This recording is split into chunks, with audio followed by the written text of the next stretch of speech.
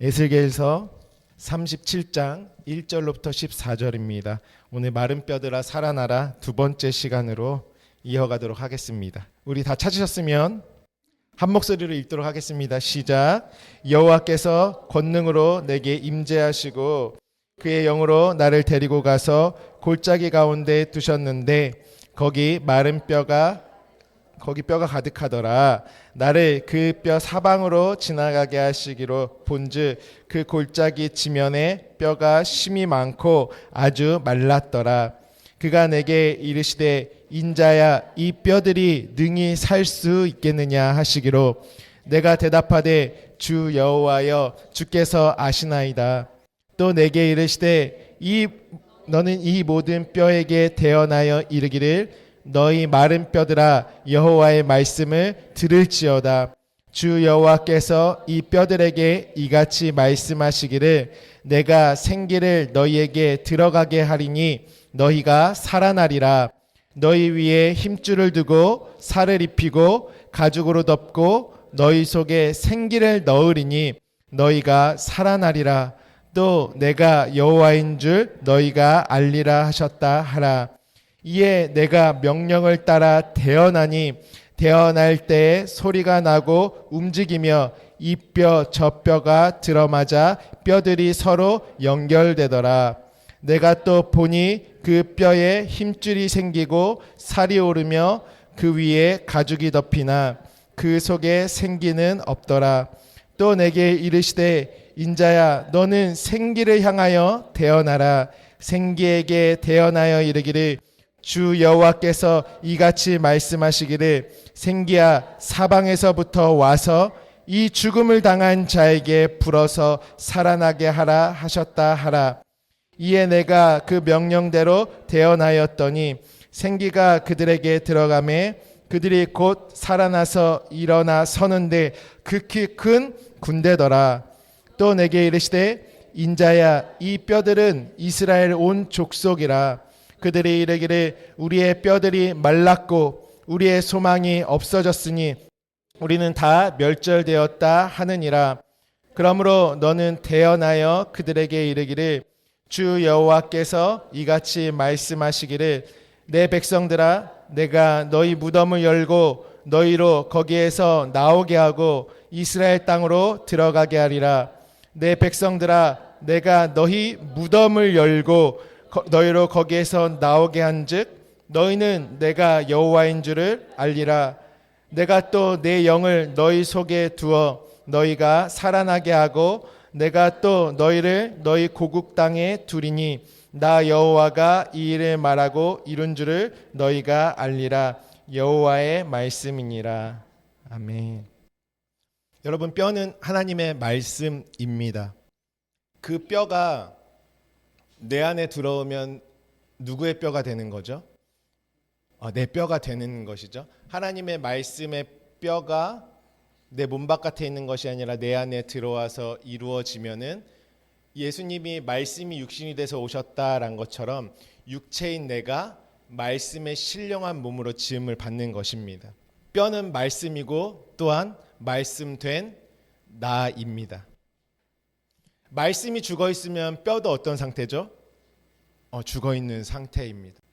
절대로 우리가 마른 뼈를 저기 예수 안 믿는 사람, 뼈는 뭐가 있으니까 내 안에 주어진 것이죠. 하나님의 말씀이 있기 때문에 주어진 것입니다. 우리에게 뼈는 하나님의 말씀이고요.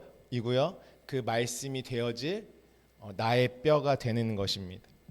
이것을 우리가 잘 알고 성경 전체에 나오는 그 뼈에 대한 말씀을 잘 이해하는 게 중요하겠죠. 그러므로 여러분 모양이 다 갖춰져 있어도요. 뼈도 있고 힘줄도 있고 살도 있고 다 있어도 숨을 쉬지 않으면 어떨까요? 죽어 있는 존재입니다. 다 갖춰져 있어도요. 우리가 육체의 몸도요. 겉의 모양은 다 갖춰 있어도 호흡이 없으면 죽어 있다 이렇게 말하죠. 호흡이 없으면 살아있는 것이 아닙니다. 숨이 붙어 있어야 우리는 살아있다라고 이야기합니다. 요한계시록 3장 1절에 사대교회 사자에게 편지하라. 하나님의 7영과 7별을 가지신 이가 이르시되 내가 내 행위를 아노니 내가 살았다는 이름은 가졌으나 죽은 자로다. 이렇게 말합니다. 여러분, 우리가 이름에 대해서 잘 이해하고 계시죠? 말씀이신 하나님을 한마디로 우리에게 주셨다 할 때 무엇을 주셨다고 하십니까? 이름을 주셨다. 이렇게 말하는 것이죠. 하나님의 모든, 말씀이신 하나님의 모든 것을 주실 때 나에게, 그러니까 이름 안에는 그 사람의 모든 게 다 들어가 있잖아요. 그러니까 하나님이 우리에게 이름을 주셨다 할 때는 하나님 안에 있는 그 신령한 말씀의 모든 것을 다 주셨다라는 것이에요. 그러니까 너희가 이름은 가졌으나 라는 것은 하나님이 건네주신 말씀의 것들은 다 너희가 받았지만 그렇지만 죽은 자로다. 이렇게 말씀하시는 것입니다. 하나님의 말씀은 받았지만 죽은 자. 이것이 너무 중요합니다. 우리 신앙에 있어서요. 정말 중요한 것이죠. 여러분, 우리가 구원에 대해 이야기할 때 무엇이라고 하냐면 당신은 구원 받았습니까? 이렇게 물어보지 않습니까? 당신은 구원 받았습니까? 또 어떤 얘기 많이 하죠? 구원에 확신이 있어야 돼요. 이런 말 많이 하잖아요. 구원에 확신이 있어야 돼요. 그 질문들이 사실 틀린 것은 아니죠. 근데 그 질문에 어떤 이미지가 가지고 있냐면은 마치 당신은 죽어서 천국 갈 수 있습니까? 이런 이미지가 들어있죠. 구원에 관해서요. 우리가 어떤 개념을 가지고 있냐면요. 내가 죽어서 천국에 나는 갈 수 있나 없나를 구원의 기준으로 생각하면서 우리가 많이 이야기합니다. 이 말이 맞는 것 같지만요. 틀린 말은 아니죠. 구원 받았냐 안 받았냐. 근데 엄밀히 따지면은 정확히 맞는 말은 아닙니다. 하나님이 말씀하시는 구원, 거듭남과는 조금 거리가 있을 수 있어요. 더 정확한 표현은 무엇이냐면 나는 지금 살아있나? 나는 지금 영으로 호흡하고 있나? 구원은 여러분 죽어서 이루어집니까? 죽어서 이루어지는 것이 아니라 지금 내가 육체의 옷을 입고 있을 때 이미 구원은 이루어지는 것입니다. 근데 어떠한 구원이냐면요. 내가 어떻게 죽어서 나중에 언젠가 이루어질 이것이 구원이 아니라요. 내가 지금 살아있는 하나님의 말씀으로 신령한 영의 존재로 살아있도록 하는 것, 숨 쉬고 있는 존재가 되도록 하는 것, 그것이 하나님이 말씀하시는 구원입니다.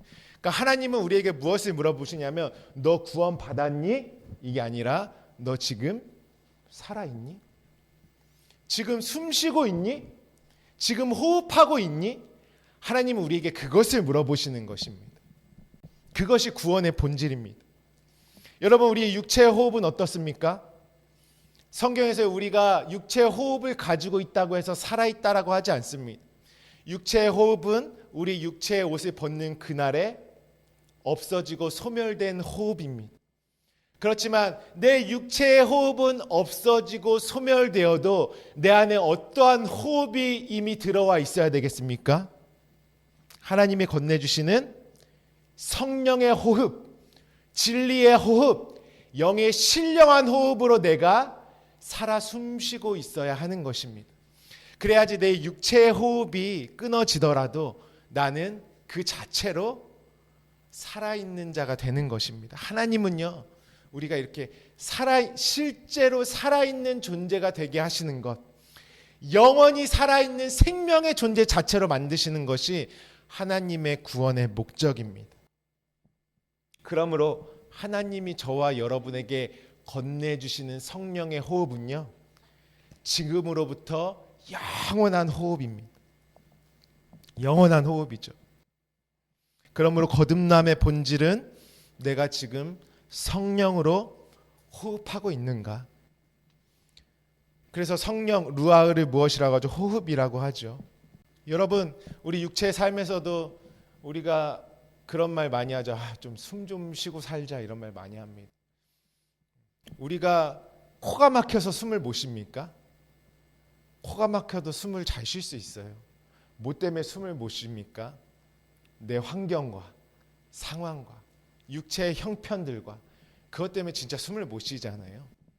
숨 막히는 눈에 보이는 삶과 환경 때문에 우리가 숨막히는 삶이 되곤 합니다. 근데요, 우리 육체의 삶까지도요, 건강한 호흡을 하려면 결국에는 영의 호흡이 살아나야 내 육체도 숨을 쉬고 살 수 있습니다. 이것은 절대적인 것입니다. 나를 숨막히게 조여오는 이 세상의 환경과 일들이요, 언제 나에게 영향을 미치지 못하냐면 내 영이 살아서 정말 내 삶에 하나님과 내가 하나됨으로 영이 주인이 될 때, 영의 호흡이 나를 이끌어가는 그 주인이 될 때 우리 육체의 삶도 진짜 숨쉬고 사는 것이 무엇인지 경험할 수 있습니다.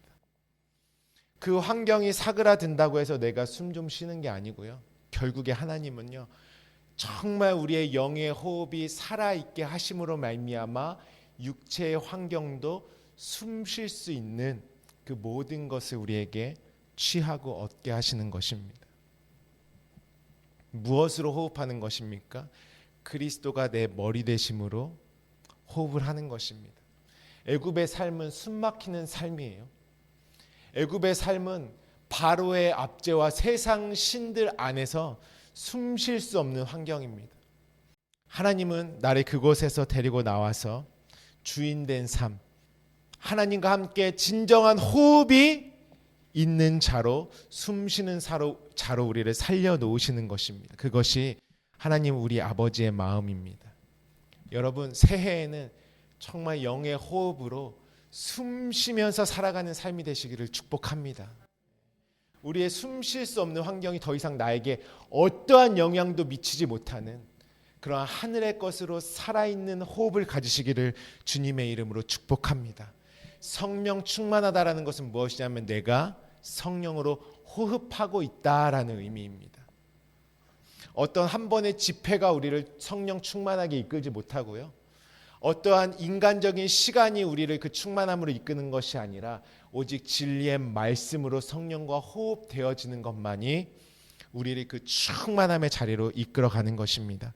오늘 에스겔서 말씀에 보시면요, 결국 마지막은 뼈를 살리는데 마지막은 무엇으로 끝납니까?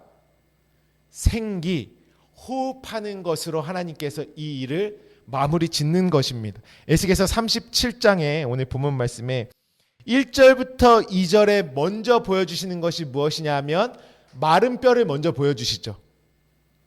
이게 첫 번째예요. 첫 번째 단계. 첫 번째 단계에 무엇을 보여주세요? 그렇죠. 마른 뼈.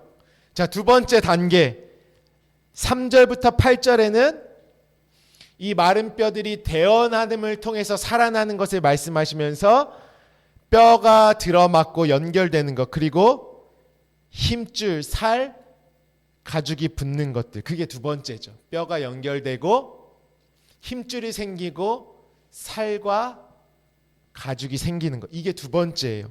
첫 번째 단계 마른 뼈를 보여주시고, 두 번째 대언을 통해서 이러한 일들이 일어나게 하시고, 마지막에 37장 9절로부터 10절 말씀은 무엇이냐면 생기입니다. 세 번째 단계죠. 생기. 다시 정리하면 첫 번째 마른 뼈, 두 번째 뼈들이 붙고 힘줄과 살과 가죽이 생기고, 세 번째는 생기로 호흡하는 것. 여기서 생기가 뭐냐면 루아흐예요. 루아흐는 성령을 루아흐라고 하죠. 구약에서 하나님의 영, 생기, 어떤 의미입니까? 영, 호흡, 입 기운, 생기, 생령, 하나님의 영, 성령, 불다, 숨을 쉬다, 냄새를 맡다. 하나님의 호흡을 이야기하고 있는 것이 하나님의 영의 호흡이 오늘 말씀하시는 생기인 것입니다. 그러므로 마른 뼈의 결국은 무엇이냐면 하나님의 영, 성령의 호흡, 하나님과 하나 되어서 그분의 호흡으로 숨쉬는 자가 되게 하기 위한 것이 마른 뼈의 환상입니다. 이것이 우리의 거듭남의 본질이에요. 그러면 내가 가져야 할 뼈를 찾는 것이고, 진짜 내 살과 피를 찾는 것이고, 진짜 내 호흡을 찾아지도록 하는 것이 마른 뼈 환상입니다. 여러분, 우리가 처음에 메마른 것, 그 다음에 하나님이 살과 피로써 입히시는 것, 그 다음에 생기가 되게 하는 것, 이것을 우리는 구원의 3단계라고 말하고 성경에서 이것은 우리가 가는 사흘길이라고 이야기합니다. 여러분 잘 아시죠? 그래서 오늘 지난 한 해 동안 우리가 함께 나눴던 것을 한번 정리하고 그다음에 오늘 주신 말씀으로 마무리하려고 합니다. 사흘길. 사흘길은 4일이 아니죠. 3일길이죠. 3이란 숫자입니다. 성경에서 이 3이라는 숫자가 의미하는 것이 너무나도 중요하죠. 3이라는 숫자를 하나님이 나에게 딱 내놓으시고 너희는 이 길을 가게 될 것이다 말씀하실 때는 그 궁극적인 마지막은 내가 호흡을 해야지 사흘길의 완성입니다. 성전에서도 마지막에 있는 것이 조금 이따 더 자세하게 나눌 건데 마지막에 있는 것이 분향단이지 않습니까? 번제단의 뜰을 거치고 그 다음에 성소 안에서 떡상과 불빛을 경험한 자가 이제 마지막으로 향기, 그 분향단의 향기는 저와 여러분의 호흡을 이야기하는 것입니다. 호흡. 그러니까 마지막 지성소로 완성되기 위한 모든 과정은 호흡으로 마무리가 되는 것이죠. 우리가 이 3단계를 하나님이 사실은 창세기 처음부터 첫째 날, 둘째 날, 셋째 날이 사흘길이고요. 넷째 날, 다섯째 날, 여섯째 날이 또 사흘길이에요. 여러분 이전에 바로가 꿈을 꿀 때 막 기근이 나타나는 꿈을 꾸고 그거를 요셉이 해석해 주잖아요. 근데 요셉이 바로에게 어떤 말을 하냐면은 바로 왕께서 이 꿈을 2번 겹쳐 꾸셨은즉 이 일이 반드시 이루어질 것입니다. 하나님이 이루시기로 작정하셨습니다. 그러니까 첫째 날, 둘째 날, 셋째 날, 넷째 날, 다섯째, 여섯째 날 이 사흘길이 몇 번 겹쳐서 이루어져요? 2번 겹쳐 있다는 것은 하나님이 우리에게 그 꿈의 이상을 주시고 그것을 반드시 이룰 것이다. 나는 반드시 완성할 것이다 라는 하나님의 작정이 그 사흘길 안에 들어가 있는 것입니다. 거기서부터 사흘길이 출발이 되는데요. 우리가 특별히 하나님이 불러 세워놓고 언약하시는 장면을 오늘은 확인해 보려고 합니다. 우리가 참 한 해 동안 이 아브라함의 이야기를 수도 없이 나눴던 것 같아요. 아브라함과 하나님이 언약하실 때 이 하나님과 아브라함의 언약 장면이요. 성경에서요. 정말 이 핵심과도 같은 장면. 왜냐하면 그 언약을 지금 누구와 하고 계시는 것이기 때문에 그렇습니까? 나와 하시는 언약이기 때문에 그 장면이 너무나도 소중하고 중요합니다. 그러면 그 하나님과 아브라함의 언약하신 내용을 내가 잘 들여다보면 오늘 나와 언약하시는 하나님의 마음이 그냥 내 안에 받아지고 이루어지는 것이 되는 것이죠. 그래서요. 우리 창세기 15장 9절 말씀에 가보면 아브라함과 언약하실 때 여호와께서 그에게 이르시되 나를 위하여 3년 된 암소와 3년 된 암염소와 3년 된 숫양과 산비둘기와 집비둘기 새끼를 가져올지니라 이렇게 말씀하십니다. 하나님이요. 나는 특별히 3년 된 것만 받으니까 3년 된 것으로만 가지고 와서 나에게 갖다 바쳐라 이 말씀을 하고 계신 것일까요? 절대 아니죠. 하나님이 지금 나한테 이거 가지고 제사해라고 말씀하고 계십니까?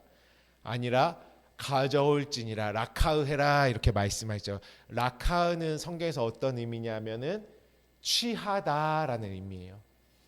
그러니까 하나님이 아브라함에게 3년 된 것으로 취해 이런 의미입니다. 이건 다른 말로 어떤 의미냐면 3년 되다라는 것은 샬라시라고 했죠. 세 번째로 하다. 세 부분으로 나누다. 그러니까 하나님이 나와 언약을 딱 맺으시면 내가 가야 할 길은 어떠한 길로 펼쳐지냐면요. 그냥 사흘길로 딱 펼쳐져 있는 것이에요. 우리 인생의 사흘길로. 성전의 뜰과 성소와 지성소의 길로. 그래서 처음에는 하나님이 첫 번째로 보여주시는 것은 다 무엇입니까? 눈에 보이는 것. 구약에 보이는 성전에서 눈에 보이는 희생 제물이 어떻게 죽는지, 그 다음에 그 성전 안에서 어떠한 일이 일어나는지, 그 성전을 중심으로 하나님의 절기는 어떻게 이루어지는지를 다 보이는 것으로 먼저 말씀해 주셨죠. 보이는 짐승으로 말씀해 주셨죠. 그것을 진짜 제물 되시고 성전 자체가 되시고 그 절기의 모든 내용을 이루시는 예수께서 오셔서 다 성취하셨습니다. 그게 몇 번째 단계입니까? 두 번째 단계. 보여주시고 두 번째는 예수께서 오셔서 이루시고 그 다음에 세 번째 단계는 누구에게 이루어진다고 했죠? 이제 내 안에서 완성되는 것이에요. 성령으로.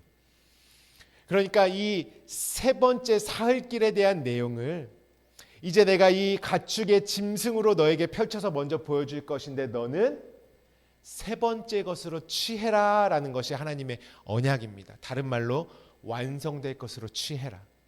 너희 안에 성취될 그 완성으로 취해라 이렇게 말씀하시는 것이죠. 그렇다면 이 모든 언약의 내용은 내 안에서 세 번째 것으로 완성의 것으로 성취되는 것입니다. 이게 정말 중요하죠.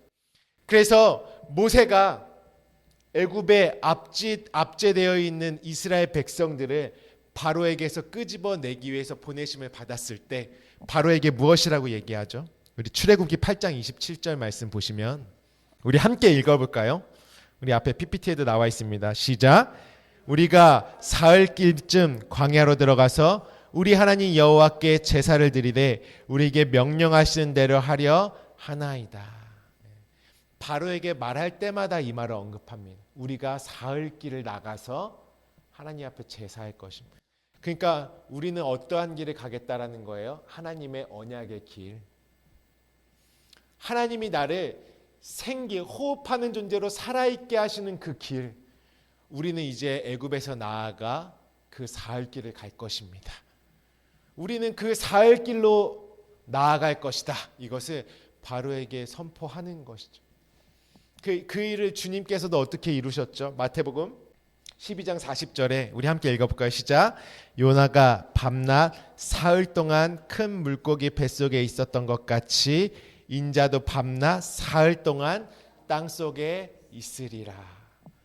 우리 다음에 요한복음도 한번 읽어볼까요? 요한복음 2장 19절 말씀입니다. 시작. 예수께서 대답하여 이르시되 너희가 이 성전을 헐라 내가 사흘 동안에 일으키리라. 그러니까 사흘이라는 기간은요 마치 요나의 뱃속과 같이 무덤 속과 같이 나의 옛 생각과 마음과 옛 사람이 죽는 시간, 그 다음에 그 사흘이란 시간 동안에 하나님의 것으로는 어떻게 되는 시간이죠? 살아나는 시간.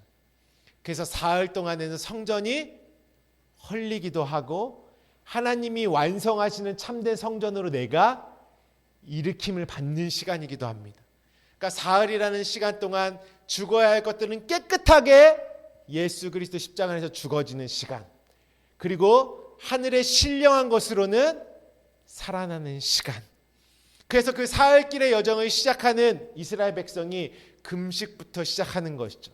완전히 땅의 것은 끊어지고 하늘의 것, 하늘의 신령한 양식으로는 살아나는 시간. 그것을 또한 사흘길을 애굽과 광야와 가나안의 시간으로도 우리에게 말씀하시는 것입니다. 그 언약하신 대로 사도행전에 우리는 유대인의 땅과 예루살렘에서 그가 행하신 모든 일의 증인이라. 그들이 나무에 달라 죽였으나 하나님이 사흘 만에 다시 살리사 나타나시되. 그분이 나무에 달려 죽으실 때에 마치 요나의 뱃속과 같이 내가 그 음부에서 내 안에 흑암의 깊은 곳까지 들어오신 주님과 함께 깨끗하게 죽고 그분과 함께 살리심을 받는 시간이 사흘의 시간입니다. 그러므로 하나님의 시간 안에 살아가는 자들은 인생의 여정을 어떤 시간으로 살아가냐 하면 사흘길의 여정을 살아갑니다. 우리가 이 세상을 코스모스라고 했죠. 코스모스는 어떠한 뜻이냐면요, 질서와 순서와 차서다, 이런 의미가 들어 있습니다. 코스모스에서는 하나님의 사흘길의 질서가 있는 곳이 코스모스예요. 하나님이 정해놓으신 순서가 있는 곳이 코스모스의 세상인 것이에요. 그러면 내가 이 세상에 살면서 하나님께서 정해놓으신 사흘길의 질서와 순서와 차서, 그 사흘길이라는 성전 안에서의 여정을 발견하지 못한 사람은 하나님이 말씀하신 세상 안에도 못 들어가요. 우리가 코스모스의 세상이라고 해서 다 하나님의 질서대로 살아가는 것이 아닙니다. 오늘 우리가 하나님의 질서와 말씀을 받지 못한 모든 사람들은 다 어느 때를 삽니까? 자신의 때를 살아갑니다. 내 마음에 원하는 것만을 쫓아서 살아가요. 하나님이 이 세상에서 정해놓으신 그 하늘과 땅이라는 성전 안에서의 질서를 발견하지 못하는 것입니다. 그러니까 이 세상을 한번 사는데 내가 죽을 수도 없고 살 수도 없어요. 그저 한 가지, 내 육체가 죽을까 하노라. 정말 이 육체의 목숨이, 이 육체 호흡이 어떻게 될까 봐 전전긍긍하며 살아가면서 하나님이 정해주신 질서는 발견하지 못하는 것입니다. 왜냐하면 하나님이 계시해 주신 말씀이 없고 성령, 그 말씀이 이루시는 성령의 역사가 없기 때문에 진짜 코스모스라는 세상을 살아가지 못하는 것입니다. 하나님이 세상을 이처럼 사랑하사 독생자를 주셨으니 할 때 그 세상은 어떤 세상입니까? 하나님의 질서와 순서와 차서가 있는, 하나님의 때가 있는 세상을 말씀하시는 것입니다. 하나님은 어떠한 세상을 사랑하십니까? 우리가 하나님을 굉장히 오해하는 게 있어요. 그냥 하나님이 다 사랑하신대. 다 사랑하시죠. 근데 어떤 걸 사랑하시냐 하면 하나님의 그 세상이라는 하나님의 시간과 공간 안에 들어온 자들이 하나님의 사랑을 받는 자들이 되는 것입니다. 우리가 이 세상이라는 의미를 잘 알아야 하는 것이죠. 그래서 하나님은요, 그 코스모스라는 세상 안에 사흘길이라는 인생의 여정을 주시고 하나님이 정해놓으신 질서와 순서와 차서대로 우리가 그 안에서 연합되어 죽기도 하고 살아나게 하는 역사가 있는 것입니다. 여러분, 정말 우리의 삶의 의미를 찾으시기를 축복합니다. 하나님이 내 인생의 사흘길이라는 여정 가운데 진짜 내가 그분 안에 가야 할 길에 가야 되지 않겠습니까? 코스모스의 세상의 의미도 발견하지 못한 채 내 인생을 물음표로만 살다가 아유 이것도 못했네 저것도 못 이뤘네 하고 끝내시겠습니까? 아니면 가장 거룩하고 가장 완전하고 이 만물을 창조하신 하나님의 마음에 의도하심대로 그 안에 들어가 하나님의 때를 살아가서 마지막 참 호흡 숨쉬는 자로 완성되시겠습니까? 오늘 저는 그 정말 하나님이 정하신 코스모스의 은혜가, 그 세상 안에 베푸시는 하나님의 부어주시는 사랑이 오늘 저와 여러분의 심령에 충만히 가득 채워지시는 은혜가 있으시길 주님의 이름으로 축복합니다. 그래서 하나님이 사흘길 안에 이것도 나에게 허락해 주셨었네. 사흘길 안에 숨겨놓은 그 안에서의 보물들을 발견하는 것이에요. 그 코스모스 안에 있는 하나님이 내 인생에 베푸신 사흘길 안에 들어있는 보물을 발견하며 살아가는 것입니다. 그 정말 복된 삶이 되시기를 주님의 이름으로 축복합니다. 하나님은 사흘길을 주시면 왜 그렇습니까? 언약하실 때 세 번째 완성될 것으로 취해라. 그 이루어짐으로 취해라. 너희 안에서 이루어질 것으로 이 언약을 받아라. 아브라함과 어떤 언약을 하셨습니까? 하나님이 씨로서 하늘의 별과 같은 자손, 그 자손이 씨라고 했죠. 그 씨는 땅의 씨가 아니라 하늘의 씨로서 그리스도와 연합하여서 다시 태어날 나, 하늘의 별과 같이 완성될 나, 하늘의 씨로 거듭나게 될 나를 약속하시는 것이 아브라함에게 약속하신 그 자손입니다. 그 자손 안에 누가 들어가야 하는 것입니까? 저와 여러분들이 빛들로서 하늘의 별과 같은 자들로서 완성되기 위해서는 오늘 하나님이 아브라함과 언약하시는 그 언약의 장면 가운데 하나님이 이제는 내가 다 완성으로 너에게 건네줄 것이니 사흘길에 있어서 마지막 완성으로 취해라 이렇게 말씀하시는 것이에요. 그래서 이 사흘길을 또 얼마나 중요한지 오늘 민수기서 15장 6절부터 7절 말씀에 이제 고운 가루로 제사를 드릴 때 전제 아시죠? 전제는 무엇이냐면 부어서 드리는 것입니다. 제물 위에 다 그 위에 부어서 함께 드리는 제사예요. 오늘 여기서 나오는 10분의 2, 그 전에 보면 뭐 4분의 1 이런 것들 그건 다음 시간에 나누고 오늘은 3분의 1만 중요해요. 오늘은 사흘길이기 때문에 세 번째 것으로 하는 것이기 때문에 하나님이 그 전제를 드릴 때에 기름 3분의 1 흰을 드려라. 그리고 또 전제로 포도주 3분의 1로 해라 이렇게 말씀하세요. 이제 하나님의 마음이 느껴지세요? 3분의 1로 하라는 것이. 3분의 1은 세 번째 완성으로 해라 이런 의미잖아요. 기름 부으심이 나를 어떻게 해요? 사흘길에 마지막 호흡으로 완성된 그 기름 부으심으로 이 제사가 드려질 것이야. 아브라함과 말한 건 사실 똑같은 것이죠. 기름과 포도주는 무엇을 상징합니까? 그리스도, 기름, 성령, 포도주는 또 안식의 음료죠. 안식으로 나를 완성하실 것. 그러니까 성령의 기름 부으심으로 나를 안식하게 하실 그 하나님의 약속. 그 일은 그 기름 부으심과 포도주와 안식은 언제 완성돼? 3일길에서 3분의 1 마지막 하나. 그래서 3분의 1로 해라. 완성으로 너에게 이루어질 것으로 해. 지금 모양으로 제사를 드리지. 기름도 구약엔 실제로 기름 부었잖아요. 포도주도 진짜 마시는 육체로 마시는 포도주. 근데 3분의 1로 하라는 것은 이제 이것을 내가 다 이룰 완성으로 드려라. 이것이 그 안에 하나님의 마음이 들어가 있는 것이에요. 그래서 구약의 말씀을 봐도 우리는 무엇을 우리에게 이루어져야 됩니까? 3분의 1이 똑같아요. 아까 샬라시라고 했잖아요. 세 번째로 하다. 세 부분으로 나누다. 같은 의미. 세 번째라는 의미가 셀리쉬에도 들어가 있습니다. 그러면서 그게 마지막에 무엇이 되게 한대요? 향기롭게 한대요. 이 향기를 들어가서 보면 또 냄새, 호흡. 하나님이 흠양하시다. 결국에는 3분의 1로 완성되는 것은 무엇으로 끝나는 것이에요? 향기로, 분향단으로, 호흡의 제사로 완성되는 것입니다.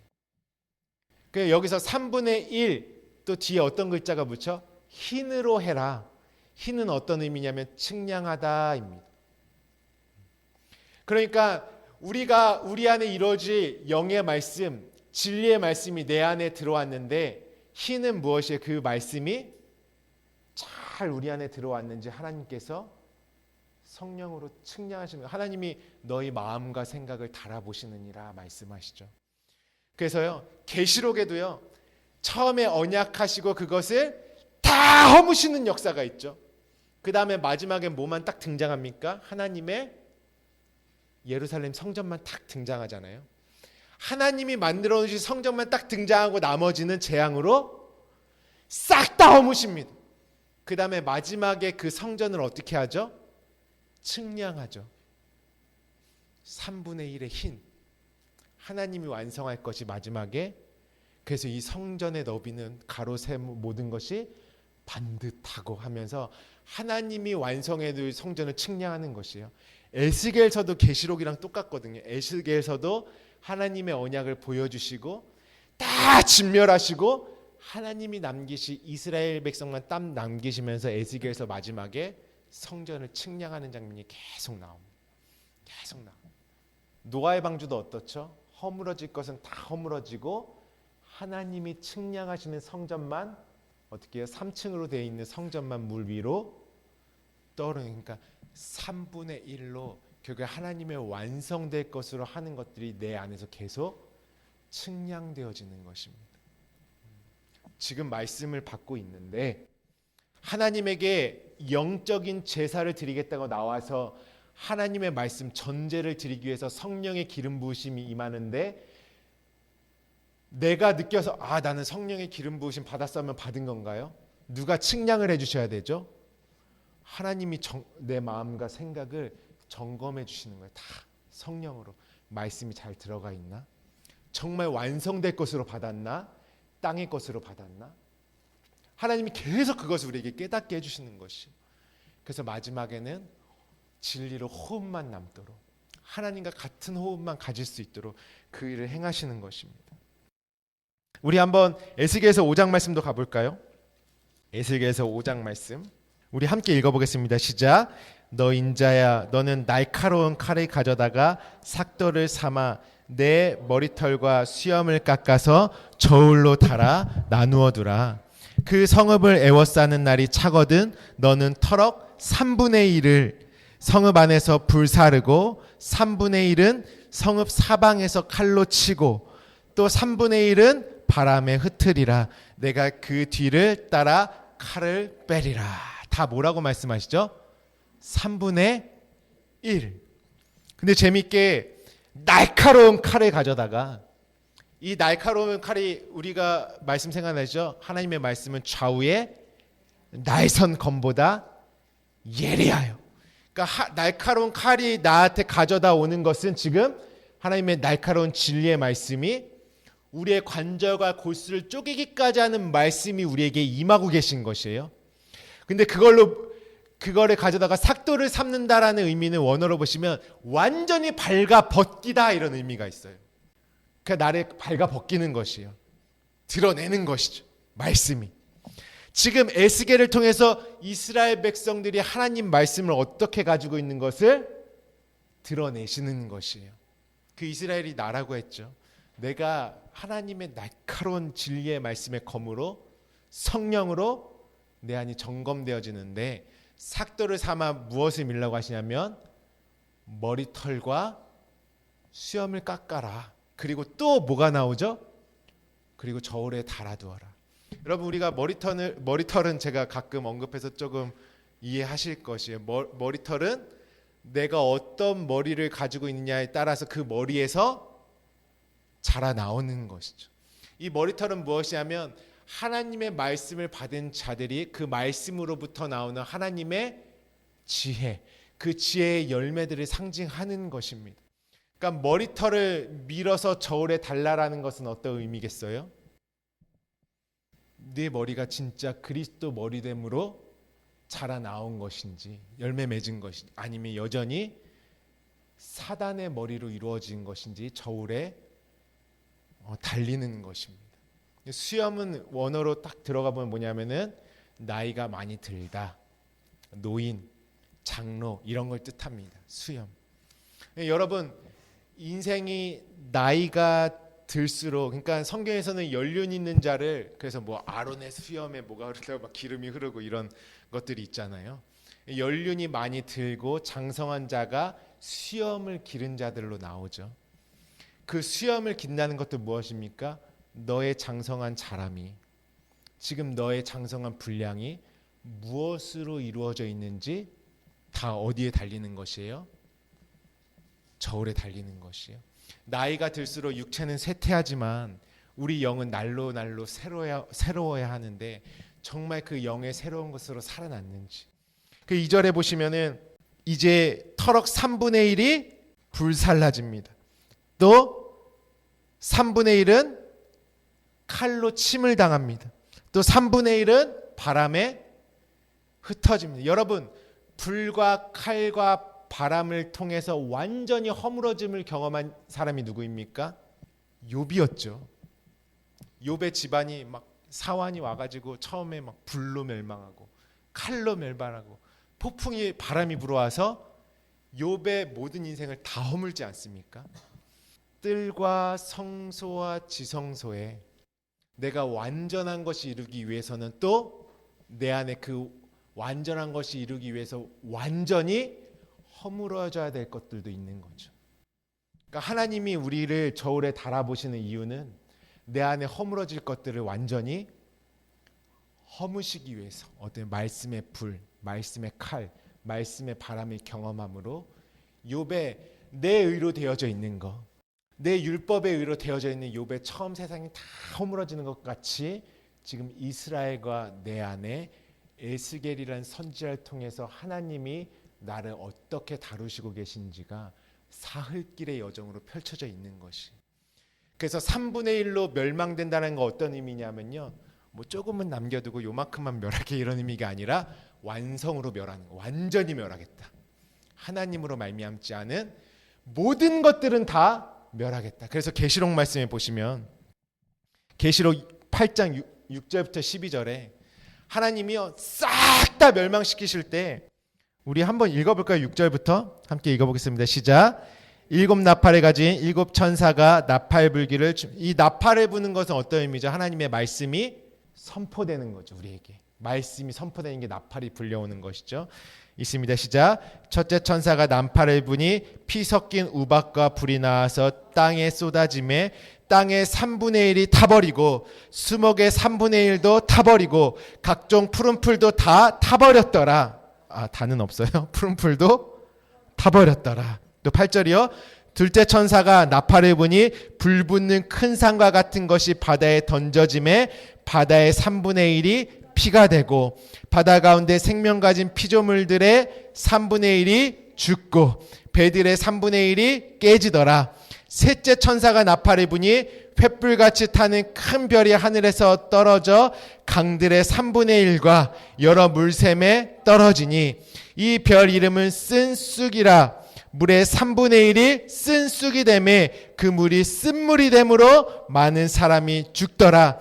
넷째 천사가 나팔을 부니 해 3분의 1, 달 3분의 1과 별들의 3분의 1이 타격을 받아 그 3분의 1이 어두워지니 낮 3분의 1은 비춤이 없고 밤도 그러하더라. 아멘. 하나님이 멸망시키는 거 안에 다 어떤 숫자가 들어있습니까? 3분의 1이 들어있어요. 그 사흘 길에 멸망받아야 할 것들. 이거는 마지막 때 지금 지구 종말을 얘기하는 것입니까? 하나님의 말씀이 내 안에 임했을 때에 무엇이 태워진다고 하죠? 처음에 수목과 푸른 풀이 다 태워지죠. 창세기 때 푸른 풀이 무엇인지 아시죠? 씨가 없는 양식. 내가 땅의 양식으로 먹고 있는 것이 하나님의 진리의 말씀이 대언되어서 선포되어질 때 성령으로 다 태워지는 것이에요. 사흘길 안에. 어떻게 해요? 3분의 1로 완전한 것으로 태워지는 것이죠. 그 다음에 불 붙는 큰 산이 던져진대요. 불 붙는 큰 산은 어디에 나와 있죠? 모세의 신의 산. 그 불 붙는 산이잖아요. 하나님의 우레와 하늘에 그 불들이 막 있는 그 산. 거기서 뭘 받아왔죠?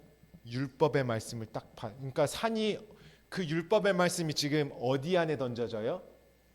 바다. 내가 바다 안에 살고 있잖아요. 바다 안에 큰 용으로. 그죠? 세상이라는 내 안에 그 불 붙는 산이 던져지니까 율법 안에서 내 뭐가 드러납니까? 죽을 수밖에 없는 불 붙는 산이 내 안에 그 율법의 산이 던져지니까 내 안에 멸망받을 수밖에 없는 것이 다 드러나서 죽는 것입니다. 이 자꾸만 이 계시록의 말씀을 이상하게 진짜 나중 마지막 때 불 붙는 산이 막 떨어진다고 그러면 제 여러 번 강조했죠. 내가 신약 성경에 깨달았던 말씀이 어디에 있어야 돼요? 구약에 있어야 약속과 성취예요. 진짜 그거 자기가 혼자서 그냥 그림을 그리는 거지. 그렇죠? 그래서 바다 가운데 생명을 가진 피조물들의 3분의 1이 다 죽었대요. 그러니까 율법의 말씀으로 가지고 있는 짐승과 같은 내 안의 속성이 다 말씀이 선포될 때 죽는 것입니다. 배들은 무엇입니까? 배들이 많이 나오는데요. 배들은 상인들의 배입니다. 다 율법의 말씀으로 옛 성전에서 장사하는 자들이었죠.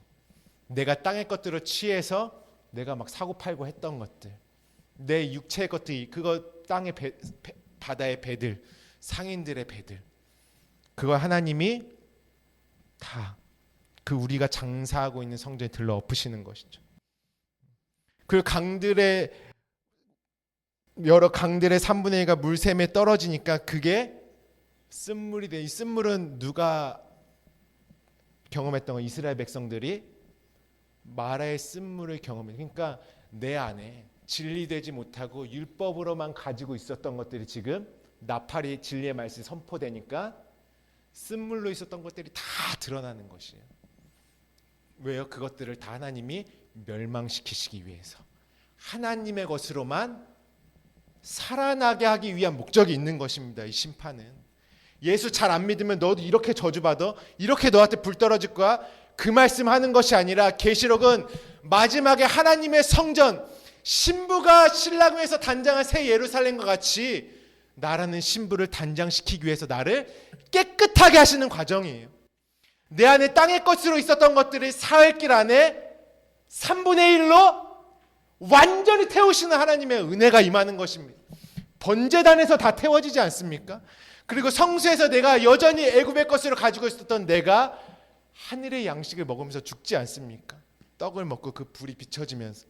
그래서 계시록 말씀에 그 모든 것들을 내 안을 깨끗이, 그래서 해도 3분의 1, 별도 3분의 1, 낮 3분의 1 뭐냐면 다 율법의 세상, 율법의 절기들, 땅의 빛들, 율법 안에서 비추고 살았던 그 참 빛이 아닌 땅의 빛들이 이제 다 왜요? 이제는 참 빛이신 예수 그리스도께서 진리의 말씀으로 우리에게 비추셨기 때문에. 그러니까 주님이 죽으실 때 모든 땅의 해도 뭐를 잃었대요? 빛이 잃었대요. 이 율법의 세상이 어둠이 되는 그 자체로 그 모든 것이 진리로 바뀌는 것입니다. 생명으로. 얼마나 엄청난 역사입니까? 우리에게 베푸시는 이 일들이. 하나님의 사흘길을 경험하는 자들은 반드시 예수 그리스도의 십자가 안에서 이 허물어짐, 금식되어짐이 경험되고 하나님의 것으로 살아나는 역사가 있는 것입니다. 그러니까 사흘길 안에 나를 호흡으로 완성하시기 위해서 육체에 속한 것, 애굽에 속한 것, 이방적인 것들로 하나님을 볼 수밖에 없었던 나의 모든 3분의 1, 땅에 속한 그 모든 것이 다 멸망시켜주고 완전히 깨끗하게 되는 역사가 하나님 말씀으로 이루어지는 것입니다. 그것을 우리가 나누었죠. 천국은 고운 가루, 세스하로 이 3일길의 모든 말씀이 한 떡덩이로 이루어진 게 내가 천국으로 이루어지는 것이죠. 그 말씀. 그래서 사라도 떡 3덩이를 만들었다라고 우리가 나누지 않았습니까? 그러니까 이 3이라는 숫자 안에는요, 하나님이 나를 호흡의 존재, 말씀의 한 떡덩이의 사람으로 만들기 위한 모든 비밀이 다 들어가 있는 것이에요. 그 비밀 안에는 멸망받아야 할 것들이 깨끗하게 멸망받아지고 오직 하늘의 것으로만 호흡하는 살아있는 존재로 나를 살리시는 역사가 그 안에 3분의 1의 흰 하나님의 측량으로 들어가 있는 것입니다. 하나님의 눈앞에 그 좌우의 날성검 앞에는요, 만물이 애누리가 없어요. 내가 뭐 가지고 있는 것이 다 드러납니다. 내가 계속 하나님 앞에 숨기고 살면 그게 하나님의 능력으로 깨끗함 받아서 치유되지 못하는 것이에요. 내 안에 지금 속에 썩어 있는 부분이 있는데 빨리 병원 가서 이거를 치유받고 의사 선생님 만나서 깨끗하게 치료를 해야 되는데 내가 괜찮아요 그리고 참고 살면 어떻게 되겠습니까? 그 끌어안고 끝나는 것이에요. 하나님이 지금 3분의 1로 깨끗하게 청소해 주시겠다고 하는 것이에요. 이게 단순히 두려운 말씀이 아니라요, 하나님의 사랑이 하나님의 마음으로 그분만 하실 수 있는 일이 3분의 1 안에 다 들어가 있는 것이. 구약 때부터 다 3분의 1로 해라. 제사도 3분의 1로 하고 너희는 사흘길을 갈 것이고 마른 뼈가 살아나는 것도 이 사흘길의 역사로 내가 이룰 것이다. 심판도 3분의 1로 할 거야. 여러분, 그 길 안에 들어가는 우리의 남은 우리의 삶이 되시길 주님의 이름으로 축복합니다. 새해를 맞이하면서도요, 그냥 말씀 안에 내 생각이 이렇게 다 언제 이것들이 다 탄다고요? 나팔이 들려올 때 하나님의 말씀이 들려와야지 이 땅에 내 안에 생각들, 마음들, 땅의 상인으로 율법의 부자로 내 의로 막 살아가고 있는 내가 죽을 수가 있습니다. 언제요? 나팔 소리가 선포될 때, 에스겔이 주의 영에 감동되어서 마른 뼈부터 보기 시작할 때. 그래서 첫 번째 시작은 무엇이냐면 마른 뼈로 시작할 수밖에 없는 것이 우리입니다. 마른 뼈만 마른이 아니라 성경의 처음은 다 마른으로 시작해요. 언제요? 묻이 드러날 때 어떤 땅이 드러났다고요? 마른 땅이 드러났죠. 마른 땅이 드러났는데 이제 하나님이 그것을 경작하셔서 하나님이 열매 맺는 땅이 되게 하기까지는 처음에는 마른 땅일 수밖에 없죠. 우리는. 여러분, 이스라엘 백성들이 홍해를 건널 때에 성경에 무엇이라고 하죠? 마른 땅으로 건넜더라. 그들은 마른 것으로부터 시작할 수밖에 없어요. 처음에는 다 마른 것으로 시작할 수밖에 없죠. 우리 시편 143편 6절 말씀 우리 함께 보겠습니다. 143편 6절입니다. 네, 우리 함께 읽어볼까요? 시작. 주를 향하여 손을 펴고 내 영혼이 마른 땅같이 주를 사모하나이다. 하나님이 마른 땅을 드러내시고 이스라엘 백성들이 그 마른 땅이 지금 어디입니까? 내 심령, 내 마음, 내 영혼이 지금 마른 땅인 것이에요. 내가 뭘 알아야겠어요? 하나님 앞에 마른 땅임을 그냥 시인하고 나아가는 것입니다. 요즘 현대인들 어떻습니까? 너무 똑똑해가지고 말씀도 배우고 뭐 하고 신학도 하고 막 해서 하나님 앞에 마른 땅인 게 인정이 안 돼요. 난 이만큼 알고 다 알기 때문에. 우리는 어떤 자들이 돼야 합니까? 심령이 가난한 자들. 하나님, 나는 마른 땅입니다. 하나님의 영이 없이는 나는 이 사흘길의 역사는 나는 이룰 수가 없습니다. 여러분, 내 생각을 스스로 태우실 수 있는 분이 있습니까? 내 이 땅의 마음을 스스로 잘 참고 견디실 수 있는 분이 있습니까? 우리의 힘으로는 절대 될 수 없는 것이죠. 그래서 시편 107편 35절도 함께 읽어보겠습니다. 시작. 또 광야가 변하여 못이 되게 하시며 마른 땅이 변하여 샘물이 되게 하시고, 이사야서도 있습니다. 시작. 광야와 메마른 땅이 기뻐하며 사막이 백합화같이 피어 즐거워하며. 이사야서 또 함께 7절도 읽어볼까요? 35장 시작. 뜨거운 사막이 변하여 못이 될 것이며 메마른 땅이 변하여 원천이 될 것이며 승량의 눕던 곳에 풀과 갈대와 부들이 날 것이며. 아멘. 처음에 마른 땅일 수밖에 없는 우리가 하나님의 성령으로 말미암아 회복될 것을 말씀하고 계신 것입니다. 그러니까 에스겔서의 마른 뼈의 환상은 결국에는 하나님의 말씀을 받은 내 모습인데, 내가 마른 땅으로 나왔지만 모세를 통해서 애굽에서 너희 하나님의 언약을 기억해. 너희는 언약의 백성이야. 마지막 날에 어린 양의 그 선물을 받아서 그 희생을 경험할 거야. 그리고 나오지만 여전히 마른 땅으로 나오는 것입니다. 이제 그 마른 땅들을 하나님이 경작하심으로 말미암아 의의 열매를 맺는 하늘들이 되게 하시는 역사가 펼쳐지는 것이죠. 그러니까 여러분, 우리가 예수 믿겠다고 작정하고 처음에 교회 오면요, 성경도 다 뭐부터 시작하죠? 문자로 시작하는 것이에요. 문자는 마른 것이죠. 교회도 우리가 눈에 보이는 형태적인 교회를 와야 되잖아요. 근데 완성은 우리는 교회가 되는 것이죠. 그렇죠? 완성은 우리는 교회가 돼야지 완성이죠. 눈에 보이는 그래서 우리가 물어보잖아요. 너 교회 다니니? 이렇게 말하잖아요. 교회를 뭐 다니죠. 다녀야 되는데 교회 다니니는 뭐예요? 아직 마른 것으로 시작하는 것이. 근데 우리는 다 문자와 그림과 모양으로 시작할 수밖에 없는 게 우리예요. 우리는 육체를 가지고 살아가기 때문에 마른 땅으로 시작된다라는 것이죠. 그러니까 로마서 7장 6절에 이제는 우리가 얽매였던 것에 대하여 죽었으므로 율법에서 벗어났으니 우리가 영의 새로운 것으로 섬길 것이요 율법 조문의 묵은 것으로. 아니, 율법 조문이 뭐냐면 문자라는 의미예요. 그러니까 문자는 뭐냐면 죽이는 것이요 영은 살리는 것이니라. 고린도서 3장 6절도 우리 함께 읽어볼까요? 시작. 그가 또한 우리를 새 언약의 일꾼 되기에 만족하게 하셨으니 율법 조문으로 하지 아니하고 오직 영으로 함이니 율법 조문은 죽이는 것이요 영은 살리는 것이니라. 아멘. 그러니까 문자, 조문, 모양과 그림자는 다 무엇이냐면 생명 없이 말라 있는 것입니다. 그것을 마른 뼈라고 합니다. 여러분, 바울이 어땠습니까? 바울이 율법을 몰랐습니까? 가말리엘에게 율법을 배워서 당대 최고의 율법 학자요, 율법 선생이요, 율법사였던 사람이 바울이었습니다. 근데 하나님이 바울을 보실 때는 어떤 모습이겠어요? 마른 굳어있는 말씀, 죽어있는 말씀. 왜요? 예수의 말씀으로 그것이 먹어지지 않았기 때문에. 처음에 준 그래서 우리가 창세기의 언약이 창세기가 제일 중요하다고 했죠. 하나님의 언약하신 뼈와 같은 말씀.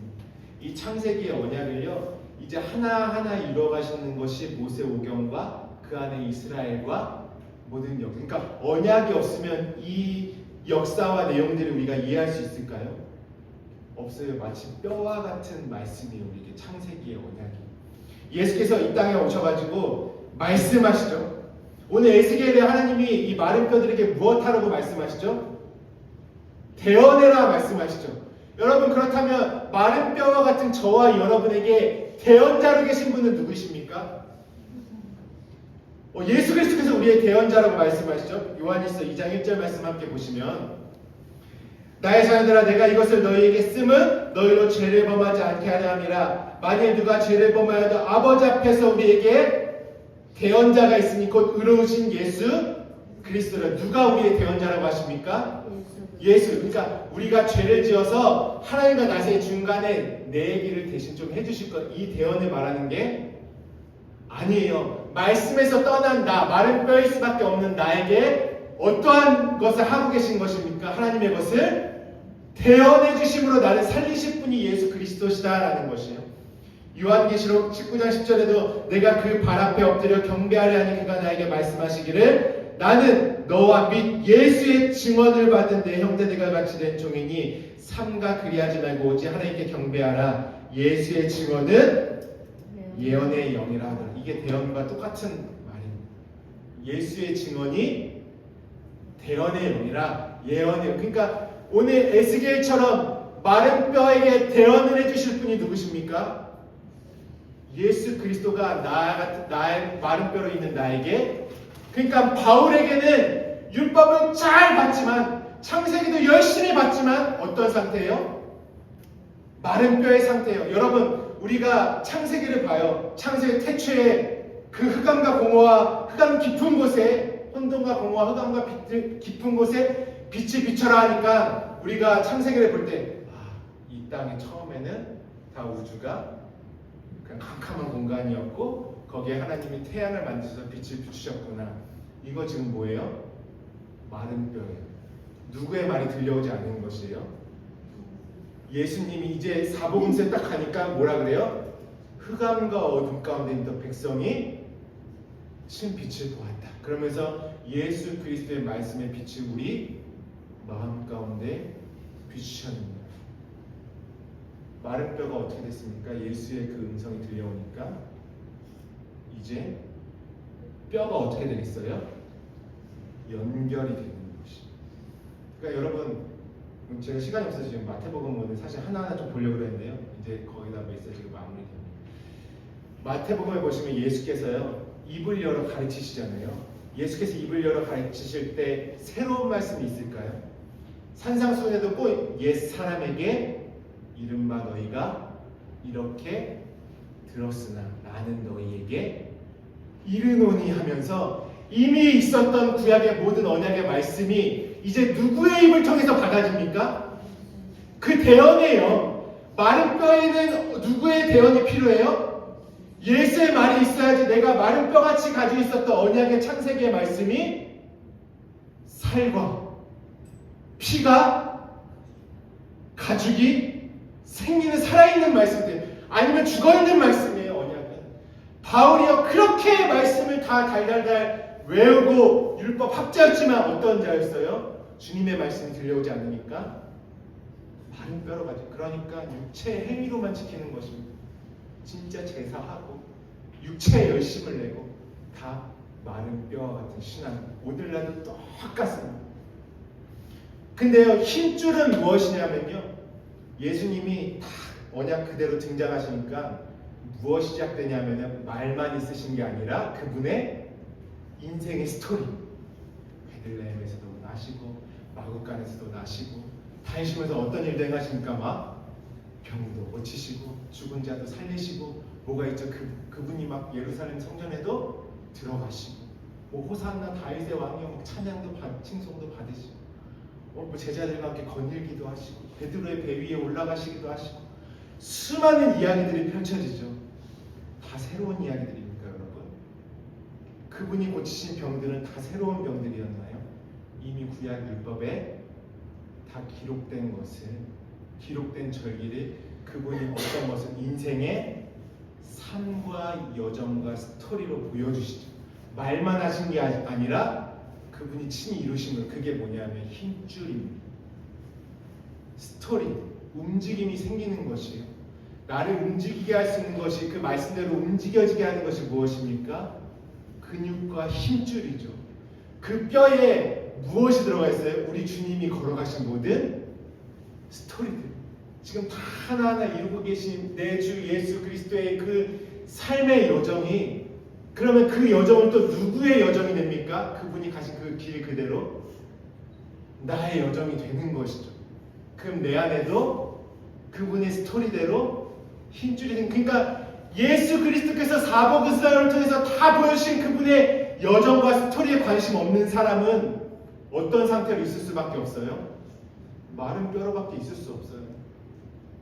그 스토리가 더해지지 않았기 때문에. 그리고 예수님이 말씀하셨죠. 내 말이 영이요 생명이다. 내가 하늘로부터 내려온 살아있는 떡이다. 내 말이 너 안에 거하고 네가 내 안에 거하면 무엇이든지 원하는 대로 구하라. 그리하면 이루리라 말씀하신 그 주님의 말씀이 나에게 무엇이 되냐면 이제 살과 피가 되는 것입니다. 이 말씀은요, 그냥 마른 뼈라고 하니까 아무나 우리가 마른 뼈로, 저 사람 힘드니까 마른 뼈 정해놓는 것이 아니라 하나님 말씀에서 정확히 나를 살아있는 존재가 되게 하시기 위해서 지금 뼈도 주시고 살과 피도 주시는, 하나님이 진짜 나를 말씀에 존재되게 하시는 그 살아있는 말씀의 역사를 저와 여러분에게 소개해 주시고 너로 이 살아있는 호흡이 되게 하시겠다는 하나님의 마음의 말씀인 것입니다. 그래서 나를 살리시는 것입니다. 그래서 이사야서 34장 16절에 너희는 여호와의 책에서 읽어보라. 이것들 가운데 빠진 것이 하나도 없고 죄짝이 없는 것이 없으리니 이는 여호와의 입이 이를 명령하셨고 그의 영이 이것들을 모으셨습니다. 말씀을 어떻게 하셨대요? 모으셨대요. 누가요? 그의 영, 그리스도의 영이요. 예수의 입으로 나오는 모든 말씀이 다 이제 그분의 입으로 나오는 말씀이 선포돼야지만 모든 구약에 있는 말씀의 뼈들이 하나로 연결되는 것입니다. 창세기는 이 빛이었구나. 물은 진리의 말씀이었구나. 영생의 생명수였구나. 이 밭은 그 예수님이 말씀하신 나를 경작하신 그 밭이었구나. 내 안에 그 열매를 맺는 것이구나. 창조라는 것은 하나님의 언약으로 나를 만들어 가시는 하나님의 약속의 내용이구나. 어떻게 뼈가 뼈가 연결되는 것이. 그리고 그 말씀으로 살이 더해지고 근육이 생기고 그분의 옷을 입혀지는 것입니다. 그래서 이제부터는 주님의 말씀을 듣는 그 말씀의 뼈는 꺾임 당할 일이 없어요. 내 생각으로, 내 마음으로 이 땅의 것으로 계속 땅의 것을 받으면 말씀이 어떻게 해요?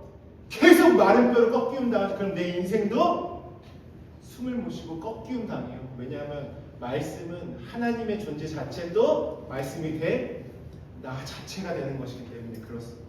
근데 더 이상 이제는 뼈가 꺾일 일이 없죠. 이사야서 58장 11절 말씀에 여호와가 너를 항상 인도하여 멜바른 곳에서도 내 영혼을 만족하게 하며 내 뼈를 견고하게 하니 너는 이제 물된 동산 같을 것이다. 물이 끊어지지 않은 샘 같을 것이다 말씀하셨죠. 시편 말씀을 우리 함께 읽어볼까요? 시작. 그 모든 뼈를 보호하시며 그 중에 하나도 꺾지 않으시니. 이제는 주님의 말씀을 듣는 자들은 절대 뼈가 꺾이지 않습니다. 왜냐하면 더 이상 말씀이 모양과 그림자가 아니라 실상이기 때문에 그렇습니다. 근데요, 이게 주님이 다 이제 마지막이에요. 말씀하시면 이게 끝일까요? 그걸로도 예수님이 이제 뼈도 될 말씀, 내 안에 살과 피가 될 말씀도 다 건네주셨죠. 근데 제자들이 예수님의 말씀을 들었잖아요. 예수님의 말씀을 들었는데 잘 깨달았을까요? 아직은 아니에요. 이미 주님께서 뼈가 되고 살이 될 말씀을 다 주셨음에도 안 돼요. 예수님이 마지막에 말씀하셔 너희는 성령을 받아라. 여러분, 예수님이 하신 모든 말씀이 있어도요, 우리가 구제도 그렇고 금식도 그렇고 기도도 그렇고 어떤 산상순의 팔복도 그렇고 다 무엇으로만 받습니까? 이 땅의 것으로만 받아요. 이 땅의 것으로. 그럴 수밖에 없는. 그래서 주님은 마지막으로 하신 말씀이 이 말씀을 하시고 그들이 향해서 숨을 내쉰다는 의미는 예수님이 한숨 쉬신 게 아니라 우리에게 이제는 호흡을 건네주신다는 의미가 되었습니다. 숨을 내쉬며 이르시되 성령을 받으라. 아직 아니야. 내가 이미 다 말했지만 내가 떠나가야 너에게 유익이야. 왜냐하면 이제는 이 모든 말씀, 너의 뼈가 되고 살이 되고 생명이 되게 할 그 말씀을 가지고 호흡으로 내가 너 안에 들어갈 것이다. 그래서 마지막은 무엇이에요? 호흡. 오직 무엇으로요? 성령으로. 우리 두 말씀 믿고 기도하겠습니다. 요한복음 16장, 이거 함께 찾아보도록 하겠습니다. 16장. 오늘 한 해를 보내며 하나님 우리에게 주시는 이 한 해의 마지막 메시지 무엇입니까? 너희는 성령을 받으라. 너희는 숨을 쉬어라. 같이 1절부터 한번 쭉 읽어볼까요? 시작. 내가 이것을 너희에게 이름은 너희로 실족하지 않게 하려 함이니 사람들이 너희를 출교할 뿐 아니라 때가 이르면 물은 너희를 죽이는 자가 생각하기를 이것이 하나님을 섬기는 일이라 하리라. 그들이 이런 일을 할 것은 아버지와 나를 알지 못합니다. 오직 너에게 이 말을 한 것은 너희로 그때를 당하면 내가 너에게 말한 이것을 기억나게 하려 하며 처음부터 이 말을 하지 아니한 것은 내가 너희와 함께 있었습니다. 지금 내가 나를 보내신 이에게로 가는데 너희 중에 나더러 어디로 가는지 묻는 자가 없고 도리어 내가 이 말을 함으로 너희 마음에 근심이 가득하였도다. 그러나 내가 너희에게 실상을 말하노니 내가 떠나가는 것이 너희에게 유익이라. 내가 떠나가지 아니하면 보혜사가 너희에게로 오시지 아니할 것이요 내가 가면 그를 너희에게로 보내리니 그가 와서 죄에 대하여 의에 대하여 심판에 대하여 세상을 책망하시리라. 죄에 대하여라면 그들이 나를 믿지 아니하며 의에 대하여라면 내가 아버지께로 가니 너희가 다시 나를 보지 못하며 심판에 대하여라면 이 세상 임금이 심판을 받았으며 내가 아직 너희에게 이를 것이 많으나 지금은 너희가 감당하지 못하리라. 그러나 진리의 성령이 오시면 그가 너희를 모든 진리 가운데로 인도하시리니 그가 스스로 말하지 않고 오직 들은 것을 말하며 장래일을 너희에게 알리시리라. 그가 내 영광을 나타내리니 내 것을 가지고 너희에게 알리겠으나. 아멘. 이제 성령으로만이 예수께서 이제는 성령이 임하시면 그 뼈와 뼈들이 연결된과 살과 피와 그 힘줄과 가죽이 누구의 것이 되겠습니까? 내 안에 이루어지는 것입니다. 말씀이요. 성령과 진리의 말씀이 함께 호흡되면 그건 반드시 내 안에 내 존재 자체를 이루게 되어 있습니다. 그러니까 내 육체 옷을 벗었어요. 그럼 나는 어떠한 몸으로 살고 있어요? 말씀의 몸으로, 그리스도의 몸으로, 주님과 같은 몸으로 내가 서 있어야 돼요. 그 말씀이, 그러니까 우리 인생은 진짜 내 뼈와 살과 피와 나의 모든 것을 찾아가는 과정입니다. 말씀을 읽지 않는 삶, 말씀과 성령으로 교제하지 않는 삶, 내가 없어요. 육체 옷을 벗었을 때에 하나님이 만들어 놓으신 보라, 새, 피조물이라 하지만 추상적인 말씀이 아니라 진짜 그 영에 호흡하는 존재로 내가 살아 있어야 되는 것입니다. 언제요? 육체가 있으나 없으나. 그것이 마른 뼈로 나를 살리신 하나님의 말씀입니다. 우리 마지막으로 이 말씀 읽고 기도합니다. 고린도전서 2장 9절부터 14절입니다. 고린도전서 2장 9절부터 14절 시작 있습니다. 시작. 기록된 바 하나님이 자기를 사랑하는 자들을 위하여 예비하신 모든 것은 눈으로 보지 못하고 귀로 듣지 못하고 사람의 마음으로 생각하지도 못하였다 함과 같으니라.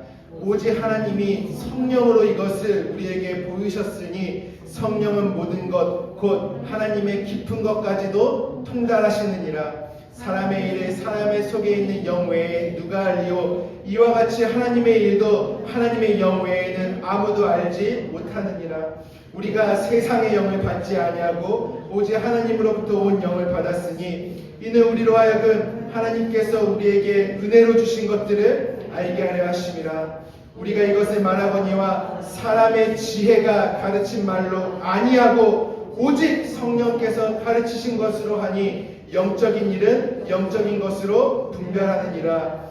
육에 속한 사람은 하나님의 성령의 일들을 받지 아니하나니 이는 그것들이 그에게는 어리석게 보이며 또 그는 그것들을 알 수도 없나니 그러한 일은 영적으로 분별되기 때문이라. 아멘. 오늘 영에 속한 자, 성령으로 호흡한 자 되시기를 주님의 이름으로 축복합니다. 여러분, 아무리 말해도 몰라요. 말씀으로 숨 쉬는 자만 압니다. 아무리 설명을 해줘도요, 몰라요. 내가 숨 쉬지 않아요. 저 사람 말씀으로 호흡하고 있는 거 그냥 내가 구경하는 거죠. 근데 저와 여러분은 숨 쉬는 자들이지 않습니까? 왜 말씀으로 살아가고 계시지 않습니까? 우리는 무엇이냐면 성령으로 호흡하는 살아있는 말씀의 사람, 그 신령한 몸이 되는 것입니다. 이제는 딱 하나예요. 말씀으로 성령과 호흡하는. 그래야지 뼈도 있고 힘줄도 있고 살도 있고 가죽도 있는 진짜 나로 살아갑니다. 그 호흡이 시작되면 내 삶은 어떠한 호흡으로 움직여지냐면 정말 성령의 이끄심이 먼저 아는 내 삶이 됩니다. 그냥 하나님의 음성이 말씀 안에 들려오는 것이 내 행할 바를 더 이상 모르지 않습니다. 알고 가는 것입니다. 그 어디나 하늘나라인 것이 경험되는 것입니다. 여러분 성령으로 호흡하시기를 주님의 이름으로 축복합니다. 그래서요 히브리서 오늘 제가 시간이 없어서 읽지 못해 히브리서 말씀에 보시면요 원래 금향단이요 휘장 앞에 성소에 있잖아요. 히브리서 말씀에는 그 금향로가 지성소 휘장을 넘어가 있습니다. 지성소에 금향로가 들어가 있다 이렇게 말씀하고 있습니다. 호흡은 마지막 완성입니다. 그 하늘을 얻잖아요. 그럼 그 하늘 안에는 어디까지 포함이 되어 있어요? 땅의 것까지 다 포함이 되어 있습니다. 땅의 것으로 사는 자들은 하늘의 것이 포함되는 게 뭔지를 모르죠. 그러니까 계속 내 삶을 내 생각, 내 방법으로만 움직이는 신령한 몸이 뭔지 아직 의의 말씀을 경험하지 못한 자, 아직 저 가운데 있는 자인 것이죠. 오늘 저는 저와 여러분이 하나님이 이르게 하신 그리스도의 형상의 장성한 분량에까지 이르는 더 이상 우리가 신앙생활이 우리의 종교생활이 아니라 내가 살아있는 호흡을 가지고 있는 하나님의 새롭게 창조된 피조물로 거듭난 나로 살아가시길 주님의 이름으로 축복합니다. 하나님 새해에는 숨쉬게 하여 주시옵소서. 호흡하며 살아가게 하여 주시옵소서. 마른 뼈들에 대언하신 그 주님의 대언의 말씀이 성령으로 내 안에 호흡과 같이 들어와 진리로 숨쉬는 내가 되게 하여 주시옵소서. 우리 같이 기도하겠습니다. 하나님 감사합니다. 오늘 이 마지막 정말 2024년 한 해를